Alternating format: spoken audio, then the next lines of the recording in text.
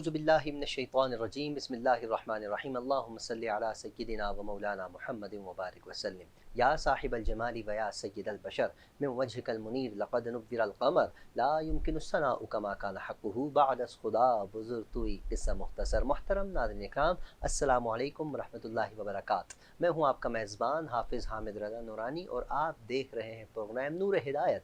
ناظرین، جیسا کہ آپ جانتے ہیں، نور ہدایت میں ہم آپ کی ملاقات جید علماء اکرام سے کرواتے ہیں، جن سے ہم کرتے ہیں سوالات اور جاننے کی کوشش کرتے ہیں دین اسلام کے حوالے سے معلومات۔ آج کے ہمارے معزز مہمان بہت خوبصورت انداز میں گفتگو فرماتے ہیں، ہمیشہ شفقت پیار محبت فرماتے ہیں ہر اس شخص کے ساتھ کہ جو اللہ اور اس کے رسول کی بات کرتا ہے۔ الحمدللہ یہ ہمارے جو علامہ صاحب آج ہمارے ساتھ تشریف فرما ہے، مختلف ٹی وی اسکرین پر ہم ان کو سنتے ہیں، دیکھتے ہیں، لوگ پسند کرتے ہیں، لوگ پیار کرتے ہیں، لوگ ان سے رابطہ کرتے ہیں اور لوگ انہیں سننا چاہتے ہیں۔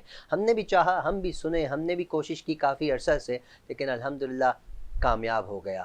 انسان کوشش کرتا رہے، کبھی نہ کبھی کامیاب ہوتا ہے۔ ٹائم ملنا بڑا مشکل رہتا ہے، لیکن الحمدللہ حضرت نے ٹائم دیا۔ میری مراد محترم المقام ہمارے پیارے بڑے بھائی، بہت خوبصورت گفتگو فرمانے والے، بہت پیاری شخصیت، روحانی شخصیت، علمی شخصیت، حضرت علامہ مولانا صادق نقشبندی صاحب۔ السلام علیکم صادق بھائی۔ وعلیکم السلام ورحمۃ اللہ۔ یہ آپ کا شکریہ کہ آپ کی محبت کھینچ لائیں پروگرام کے لیے، بس اور اللہ ہم قبول حاضر ہوئے فرمائے، ہیں الحمدللہ۔ آپ اللہ قبول فرمائے انشاءاللہ گفتگو انشاءاللہ۔ کرتے ہیں آپ جی سے جی انشاءاللہ۔ انشاءاللہ۔ ناظرین، ایک اور ہمارے ساتھ شخصیت ہے، ہمارے معزز مہمان تشریف لائے ہیں، سید ہیں، بخاری ہیں، کیا کمال رکھتے ہیں، کتنا خوبصورت انداز ہے، کتنا خوبصورت نام ہے۔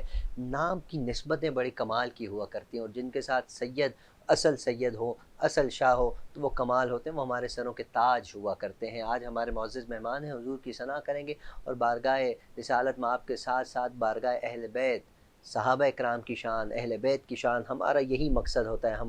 ہمارا عقیدہ بھی ہمیں یہی کہتا ہے کہ بارگاہ رسالت کے ساتھ ساتھ بارگاہ اہل بیت، بارگاہ صحابہ میں بھی اپنا نام لکھوائیں۔ یہی آپ کے لیے صدقہ جاریہ ہے اور یہی آپ کے لیے ذریعہ نجات ہے۔ میری مراد محترم مقام جناب سید قاسم شاہ بخاری ہمارے ساتھ موجود ہیں، انشاءاللہ ہم ان سے کلام سنیں گے۔ میں باقاعدہ گزارش کرتا ہوں قاسم شاہ صاحب سے کہ آپ کی آواز ہو اور ہم گنبد خضرا کے سائے میں کھڑے سنہری جالیوں کا دیدار کر رہے ہیں۔ جی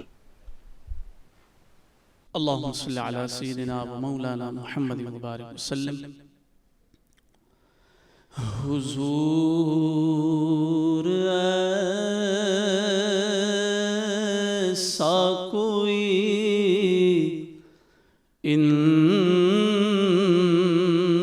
انتظام ہو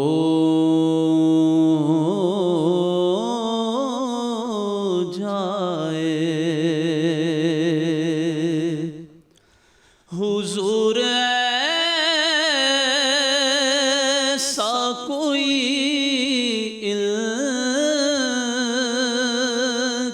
انتظام ہو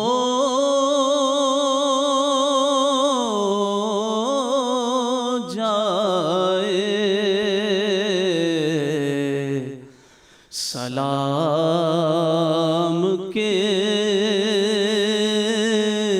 لیے حاضر غلام ہو جائے۔ میں صرف دیکھ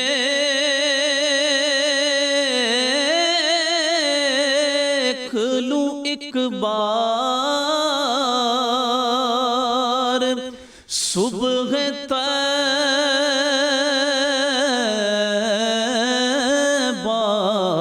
کو،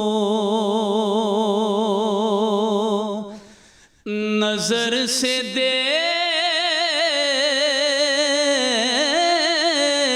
لوں ایک بار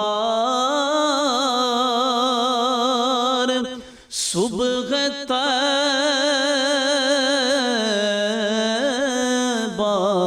کو،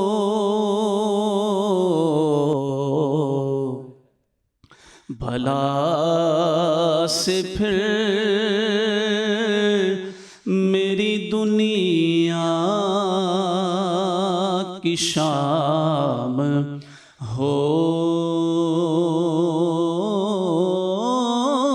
جائے۔ سلام کے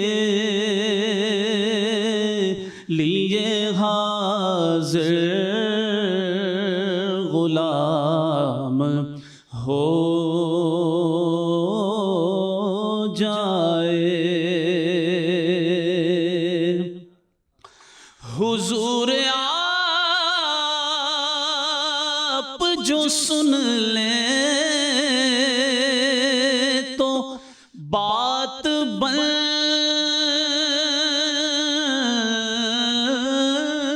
جائے، حضور آپ جو سن لے تو بات بن جائے، حضور آپ جو کہہ دیں تو کام ہو جائے، سلام کے لیے حاضر غلام ہو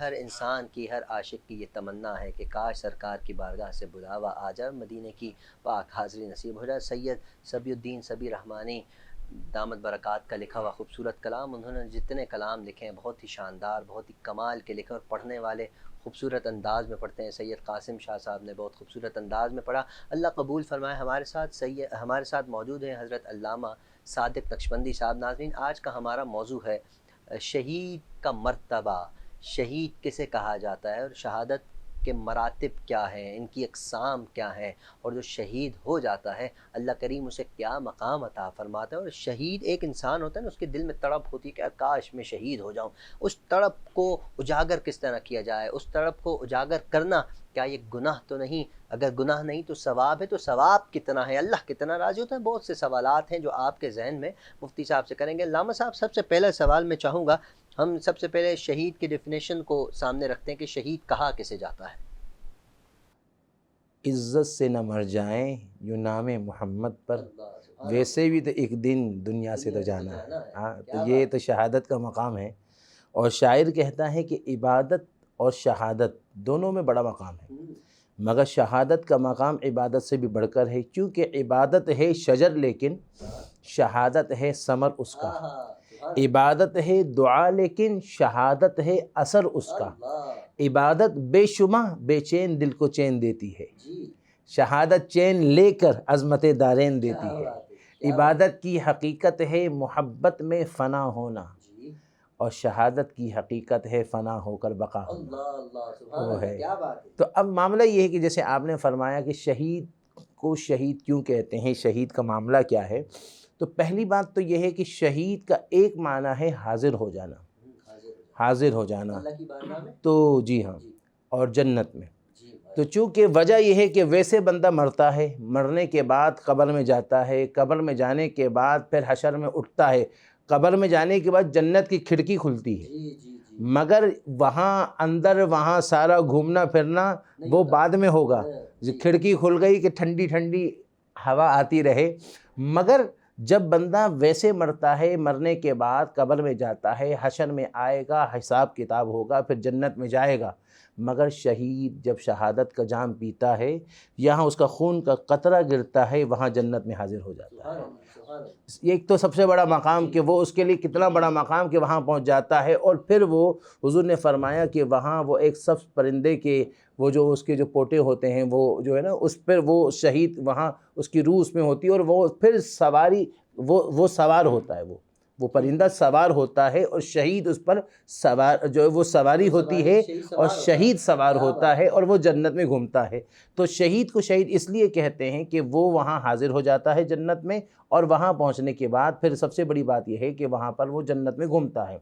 پھر دوسری بات یہ ہے کہ جب ہم شہید کو جب دیکھتے ہیں تو شہید کے بارے میں آتا ہے کہ جب شہید کا جسم کے ٹکڑے ٹکڑے ہو جائے، سر الگ پڑا ہو، دھڑ الگ پڑا ہو، پاؤں الگ پڑا ہو، خون سے وہ آلودہ ہو، اور جسم کے ٹکڑے ٹکڑے ہو چکے ہوں، پرخچے اڑ چکے ہوں، تو عقل کہتی ہے کہ یہ بہت تکلیف میں ہوگا، بڑی تکلیف کے اندر وہ ہوگا۔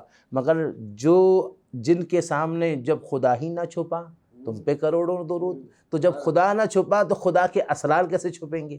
تو وہ تو یہاں تک فرماتے ہیں کہ الشہید لم یجد علم القتل الا کما یجد علم القرصہ. حضور نے فرمایا کہ شہید کو قتل کی تکلیف نہیں ہوتی، اس کو جو جسم کے جو ٹکڑے ٹکڑے ہوتے ہیں اس کی تکلیف نہیں ہوتی. پھر پوچھا یا رسول اللہ پھر کیا تکلیف ہوتی، کتنی تکلیف ہوتی ہے؟ میرے آقا نے فرمایا الا کما یجد علم القرصہ، چیونٹی کے کاٹنے کی مقدار تکلیف ہوتی ہے. اب جب یہ بات سنی تو اب یہاں آپ ہیں ایمان والے، ہم ایمان والے، فرمان مصطفیٰ ملا، ہم نے کہا آمنا صدقنا، ہم نے مانا اور تصدیق کی. مگر جو وہ ہوں گے نا، جو وہ نیوٹرل پرسنس، وہ کہیں گے یار یہ کیسے ہو سکتا ہے؟ اس کا دھڑ الگ، سر الگ، پاؤں الگ، خون سے آلودہ، ٹکڑے ٹکڑے ہو گئے، اور ایسی صورت میں یہ حضور کا فرمان سنا رہا ہے کہ اس کو تکلیف سے چونٹی کی کاٹنے کی مقدار ہوتی، اس کے علاوہ نہیں ہوتی. اب نیوٹرل پرسن کہے گا اٹس امپاسبل، یہ بات تو ہضم نہیں ہو رہی ہے. جیسے نیوٹرل پرسن ہے نا، اب دیکھنے والے تو ہر قسم کے لوگ دیکھ رہے ہوں گے.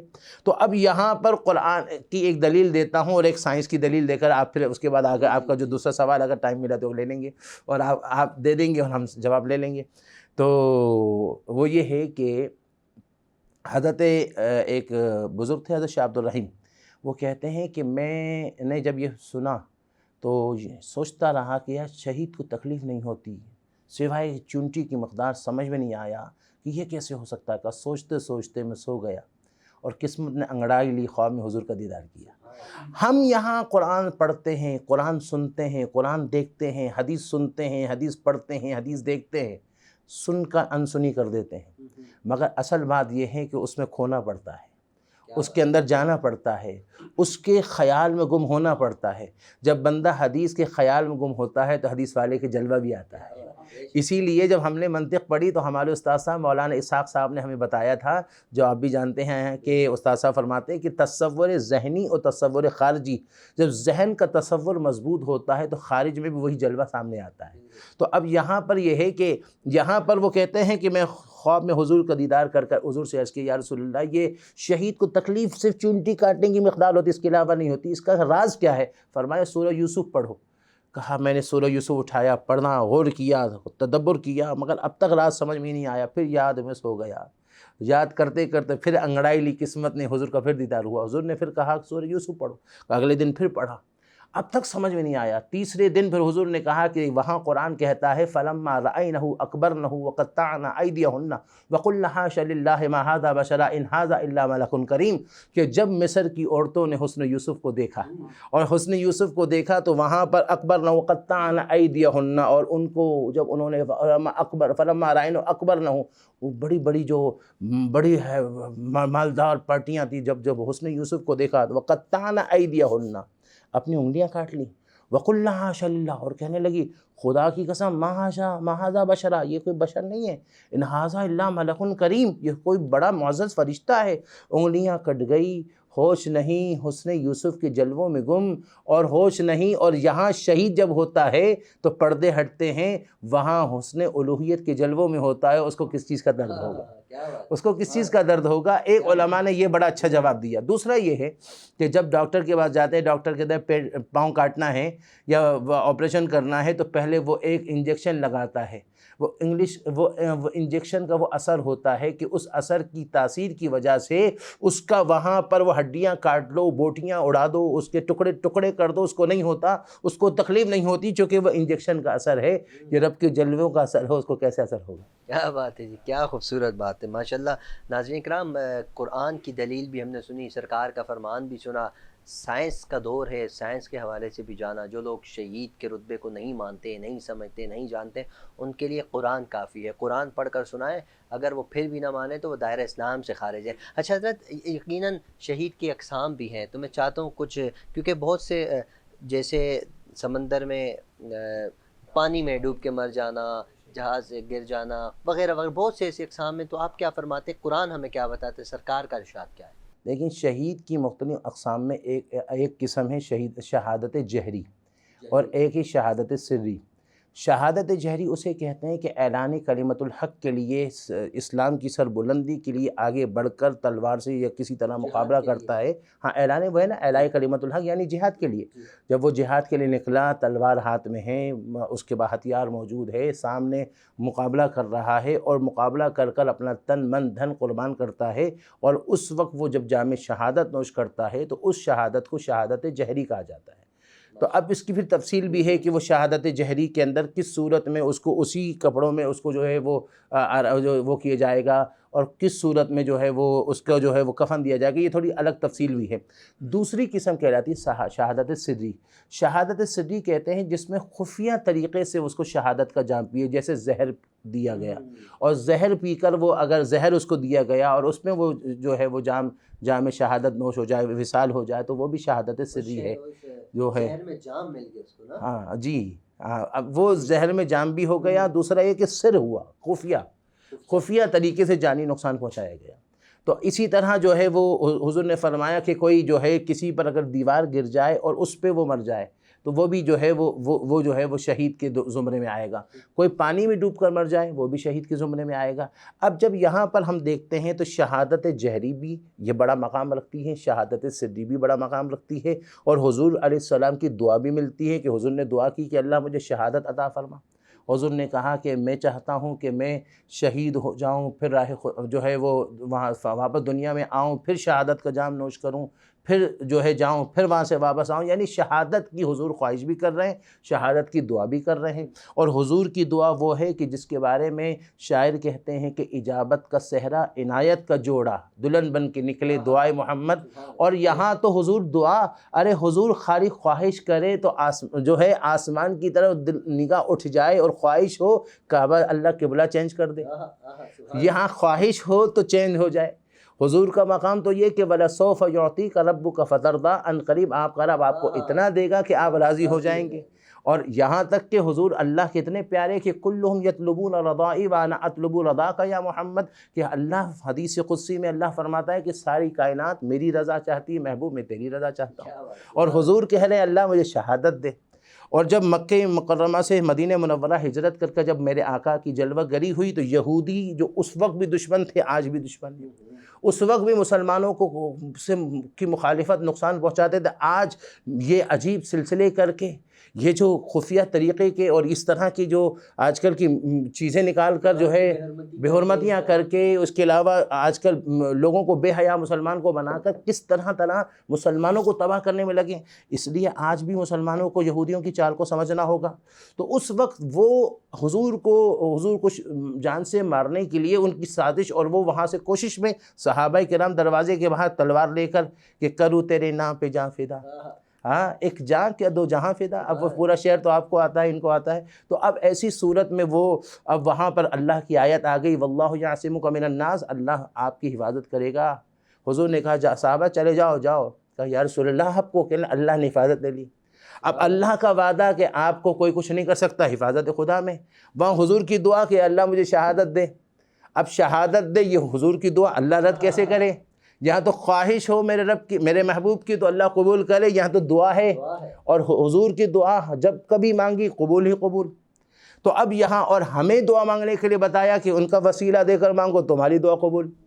تو اب اس صورت میں معاملہ یہ ہے کہ اب حضور کی اللہ نے دعا قبول کرنے کا ایک نقشہ یہ بنایا کہ حضور کو اللہ نے نواسے دیے جو سر سے سینے تک حسن شبیہ مصطفیٰ، اور سینے سے قدم تک شباہت مصطفیٰ کی حسین علی رضی اللہ تعالیٰ عنہ میں، جو کوئی ان کو دیکھتا تو جمال مصطفیٰ نظر آتا، اور ظاہر کی شہادت جہری حسین کو دیکھ کر، امام حسین کو، شہادت سری حسن کو دیکھ کر ظاہر میں شہادت ان کی ہوئی ہے، حقیقت میں مصطفیٰ کی دعا قبول ہوئی۔ کیا بات ہے، کیا بات ہے، حقیقت میں حضور کی دعا قبول کروانی تھی، اس لیے یہ شہادت کا ان کو شہادت ملی، حقیقت میں یہ کہ مصطفیٰ کی دعا تھی۔ کیا بات ہے حضرت، کیا خوبصورت نقشہ آپ نے، اور کس انداز میں، بس عشق رکھنے والا ہی سمجھ سکتا ہے کہ آپ نے یہ سلسلہ سرکار کی نسبت کا سلسلہ ہے۔ اب کیوں نہ اس کو تھوڑا اور وہ کہتے ہیں نا کہ اور اس میں خوشبو پیدا کی جائے، اور اس کے اندر خوبصورتی پیدا کی جائے، اور خوبصورتی پیدا کرنے کے لیے سید بادشاہ ہوں تو کمال ہی کمال ہے۔ سید قاسم شاہ صاحب ہمارے ساتھ موجود ہیں، میں چاہوں گا، ہم نے بارگاہ اہل بیت میں حاضری لگائی ہے، آپ کی آواز ہو اور ہم اہل بیت کی شان سن کے جھوم رہے ہوں. جی اللہم صلی علی سیدنا مولانا محمد مبارک وسلم. سید نے کربلا میں وعدے نبھا دیے ہیں. سید نے کربلا میں وعدے نبھا دیے ہیں. دین محمدی کے گلشن کھلا دیے ہیں. سید نے کربلا میں وعدے نبھا دیے ہیں. اور بولے حسین مولا تیری رضا کی خاطر. بولے حسین مولا تیری رضا کی خاطر ایک ایک کر کے میں نے ہیرے لٹا دیے ہیں. سید نے کربلا میں وعدے نبھا دیے ہیں. دین نبی پہ واری اکبر نے نوجوانی. دین نبی پہ واری اکبر نے نوجوانی. عباس نے بھی اپنے بازو کٹا دیے ہیں. سید نے کربلا میں وعدے نبھا دیے ہیں. دین محمدی کے گلشن کھلا دیے ہیں. سید نے کربلا میں وعدے نبھا دیے ہیں. بے شک بہت خوبصورت انداز میں سید نے کربلا میں وعدے نبھا دیے ہیں. وہاں بھی خوبصورت انداز تھا، پڑھنے کا بھی خوبصورت انداز ہے. ہم عشق بھی رکھتے ہیں اس امید کے ساتھ، اس یقین کے ساتھ کہ ہمارا خاتمہ جب ہوگا تو ہم انہی کی محبت میں اس دنیا سے جائیں گے. اللہ بڑا کریم ہے، اللہ مغفرت بھی فرمائے گا. اللہ بڑا رحیم ہے، اللہ رحم بھی فرمائے گا. اچھا میں جاتے جاتے علامہ صاحب آپ کا بہت شکریہ ادا کرتا ہوں. آپ امید کرتا ہوں آئندہ بھی تشریف لائیں گے. آپ کے آنے سے ہمارے پروگرام کو چار چاند لگ گئے ہیں اور ماشاءاللہ شکریہ. شاہ صاحب بھی ہمارے ساتھ تشریف فرما تھے، خوبصورت انداز میں ہدیہ ناز سنی. آپ کا بھی بہت بہت شکریہ. ناظرین پروگرام کا وقت اختتام کی جانب ہے. آپ سے گزارش اپنا، اپنے اہل و عیال، اپنے پڑوسی، اپنے رشتہ دار سب کا خیال ہم سب کو اپنی دعاؤں میں یاد رکھیے. السلام علیکم ورحمۃ اللہ وبرکاتہ.